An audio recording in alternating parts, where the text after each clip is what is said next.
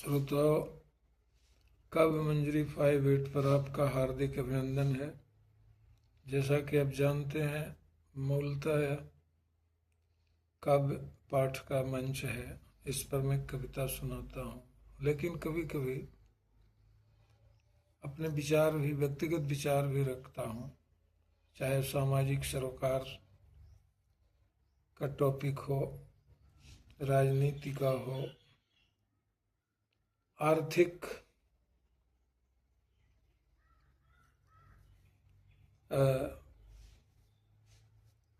किसी विषय वस्तु से जुड़ा हो, तो मैं इस पर अपनी बात रखता हूँ। आज मैं नौजवान जो लड़के पढ़ लिख रहे हैं, भारी बेरोजगारी का तनाव झेल रहे हैं, और उसमें लड़कियां भी हैं, युवतियां भी हैं, तो उनके लिए मैं कुछ सलाह लेकर आया हूँ। जान लीजिए कि भगवान हर आदमी को कोई न कोई विशिष्ट प्रतिभा जरूर देता है इस दुनिया में भेजने के पहले, ताकि आप इस दुनिया में कैसे जी सकें। तो आप में कोई न कोई विशिष्ट प्रतिभा जरूर रहती है।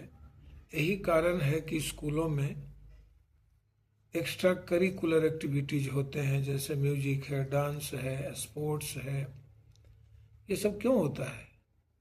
ताकि जो हिडन टैलेंट है आप में, जो लेटेंट टैलेंट है आप में, वो निखर सके, वो आपके जो मानस पटल है, जो स्क्रीन है, उस पर दिखे, डिस्प्ले हो कि आप में कौन सी प्रतिभा है।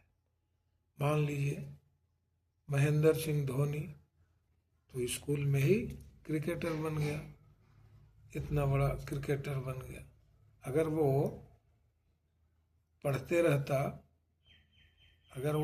रहता तो हो सकता है पढ़ाई में कुछ नहीं कर पाता, इतना बड़ा क्रिकेटर बन गया। तो कोई गायक बन जाता है, बड़ा गायक बन जाता है। बहुत सारे लोग जाते हैं फिल्मी दुनिया में एक्टर बनने और गायक बन जाते हैं। किशोर कुमार का उदाहरण है। कुछ लोग गायक बनने जाते हैं तो एक्टर बन जाते हैं। तो कोई न कोई प्रतिभा जरूर आप में विशिष्टता लिए रहती है कि जो आपके जीवन को आगे बढ़ाने में, जो आपके जीवन यापन करने में आपका सहयोग करे।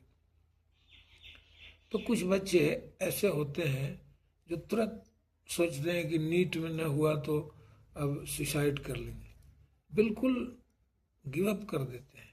ऐसा नहीं है। मैं अपना उदाहरण देता हूँ। मैं मैथ में इतना कमज़ोर था कि मेरे ज़माने में क्लास 8 से ही साइंस और आर्ट्स अलग अलग हो जाता था। उस समय स्कूलों में कॉमर्स की पढ़ाई नहीं होती थी, तो कॉलेजों में होती थी कॉमर्स की पढ़ाई। तो मेरा मैथ इतना कमज़ोर था कि मैं क्लास 8 में ही आर्ट्स ले लिया, साइंस नहीं लिया। अगर साइंस में लेता तो मैट्रिक नहीं पास करता। अब समझ लीजिए, जब आर्ट्स ले लिया तो फिर मैट्रिक पास कर गया। उसके बाद इंटर किया, बीए इंग्लिश ऑनर्स किया, फिर एमए किया, फिर पीएचडी में भी बहुत काम किए। फिर वो अलग एक कहानी है। तो अब सोचिए, आप समझ लीजिए, पीएचडी का एक रिसर्च स्कॉलर नहीं बनता अगर मैं साइंस लेता तो, वो भी इंग्लिश में। इंग्लिश पीएचडी का रिसर्च स्कॉलर था। बीच में किसी for some indispensable reasons I have to leave the idea of doing PhD. बीच में मैं छोड़ दिया, थीसिस अवार्ड हमारा नहीं हुआ। खैर, जो भी हो, लेकिन आप समझ लीजिए कि मैं अगर साइंस रखता तो मैं मैट्रिक पास नहीं होता। तो आप समझिए कि आप जैसे मान लीजिए 2 बार 3 बार आप नीट दे रहे हैं, नहीं हो रहा है, लगे हुए हैं, क्या जरूरत है भाई?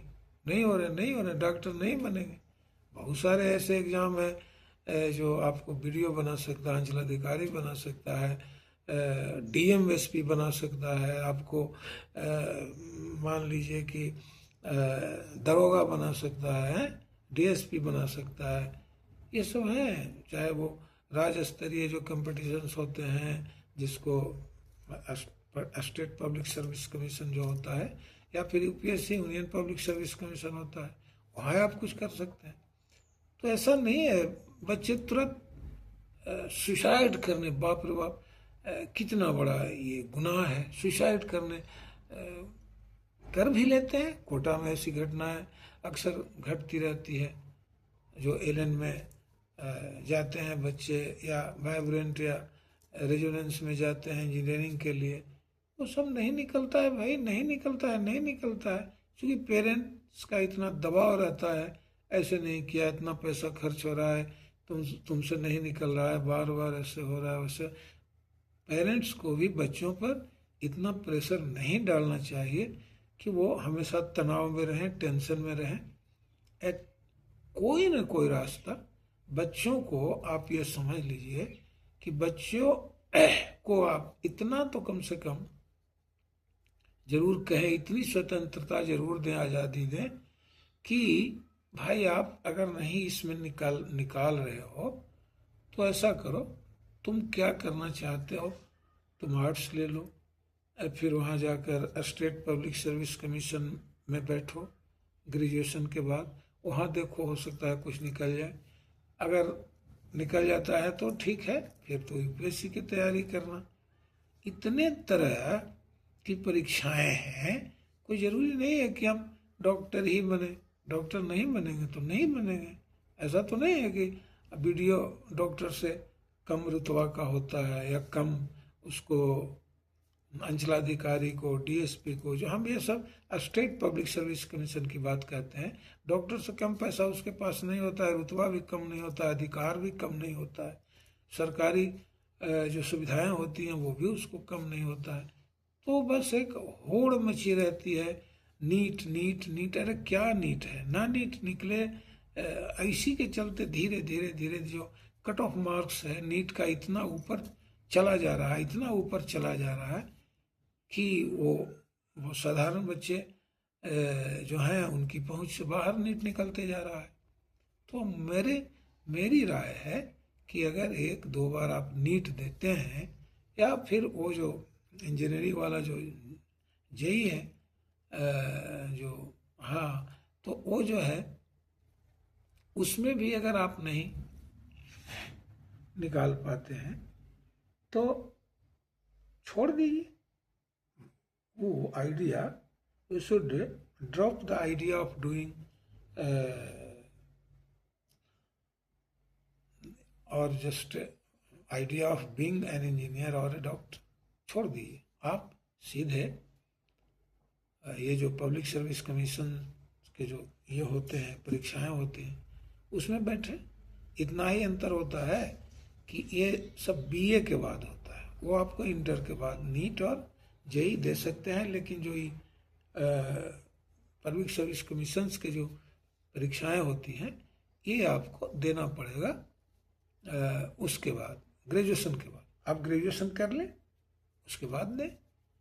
तो मुझे यह कहना है उन तमाम, हाँ, बच्चों को जो पढ़ रहे हैं, जो काफ़ी मेहनत कर रहे हैं, जो सिर्फ झोला टांग रहे हैं, उनसे नहीं, कुछ नहीं कहना है, उनका तो अपना क्या करना है, लेकिन जो सच्चे मन से जो ईमानदार मेहनत कर रहे हैं, जो ईमानदार मेहनत कर रहे हैं फिर भी सफलता नहीं मिल रही है, उनको मैं कहता हूँ कि कभी भी सकम्ब करना नहीं, कभी भी उनको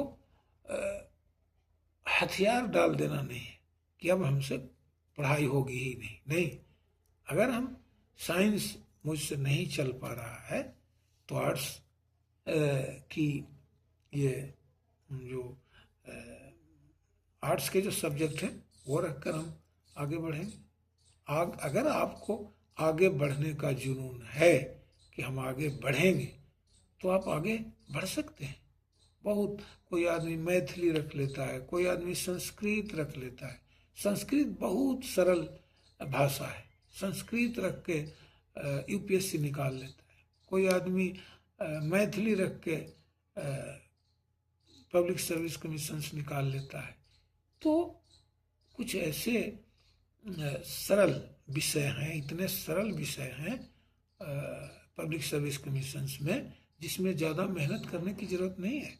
आप साधारण मेहनत से निकाल ले सकते हैं। हाँ, वहाँ आपको पढ़ाई लिखाई की कंसिस्टेंसी मेंटेन करना होगा। आपको you have to be consistent in studies. आपको अध्ययन में ऐसा नहीं, बाधा नहीं होनी चाहिए, लगातार कंटिन्यूटी बनी रहनी चाहिए कि आप हमेशा, अगर 8 ही घंटा पढ़ना है तो 8 घंटा डेली पढ़ना है। और कभी भी मान लीजिए, एकदम मान लीजिए कि बच्चों में अगर जुनून है, ठीक है, दिखावा नहीं करना है। अगर आप में जुनून है आगे बढ़ने का, तो आपको कोई भी आर्थिक तंगी या आर्थिक अभाव आपको आगे बढ़ने से नहीं रोक सकता है। अब तो सरकारें भी मदद कर रही हैं, विद्यार्थियों की मदद सरकारें भी करती हैं, या फिर कुछ बैंक वगैरह लोन भी देते हैं। तो आपको एकदम नहीं सोचना है कि हमको कैसे हम कर पाएंगे, हमारे पास पैसे नहीं है, कैसे मैं निकाल पाऊंगा, एकदम नहीं सोचना है। कभी भी आर्थिक तंगी आपके आगे बढ़ने में आड़े नहीं आ सकती है। आर्थिक अभाव कभी भी आपको आड़े नहीं आ सकते हैं। इसलिए मन से निकाल दीजिए कि पैसे वाले ही सिर्फ पढ़ेंगे, जिनके पास पैसे नहीं है वो नहीं पढ़ेंगे। ऐसा नहीं होता। रिक्शे वाले के पास कहाँ इतना पैसा होता है कि यूपीएससी उसका लड़का निकाल लेता है। वो यूपी का जो पब्लिक सर्विस कमीशन है उसमें एसडीएम बन जाता है।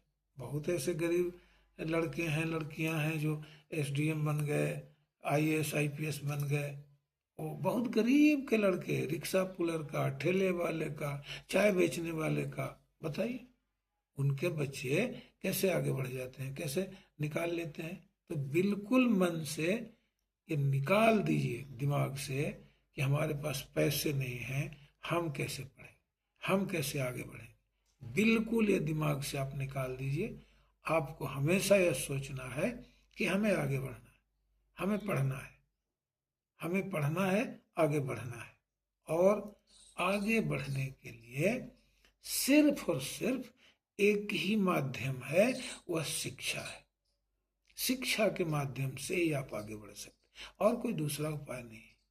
समझे? ये अलग चीज है कि कोई फिल्मी दुनिया में कम पढ़ा लिखा आदमी अच्छा कर गया या निकल गया, वो सब अलग बात है। वो सब कुछ पुश्तैनी विरासत के रूप में कुछ मिलता है, या फिर मान लीजिए अब जिसका बाप दादा सब फिल्मी दुनिया में है तो उसको उससे सपोर्ट मिलता है। आम आदमी को वहाँ जाकर कुछ कर लेने में बहुत दिक्कत है, बहुत परेशानी है। इसलिए शिक्षा ही एक माध्यम है जिसके बल पर आप आगे बढ़ सकते हैं, सामान्य जिंदगी आप जी सकते हैं।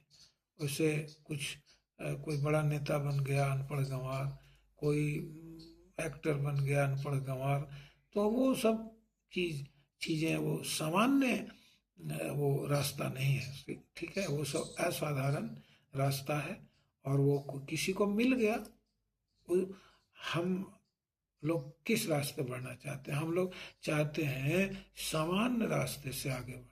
हम लोग वो असामान्य असाधारण रास्ते पर कितने लोग चलने को तैयार होते हैं। इसलिए आप बिल्कुल ये मान लें कि आगे बढ़ना है तो सिर्फ पढ़ाई के माध्यम से आगे बढ़ना है, पढ़ते रहना है और आगे बढ़ना है। आगे बढ़ने से आपको कोई नहीं रोकेगा, आप जरूर आगे बढ़ेंगे। अगर आप में जुनून है आगे बढ़ने का, अगर आप में जज्बा है आगे बढ़ने का। इन्हीं शब्दों के साथ आपको जो मैंने सलाह दी वो कैसा लगा कमेंट करके हमें बताएंगे।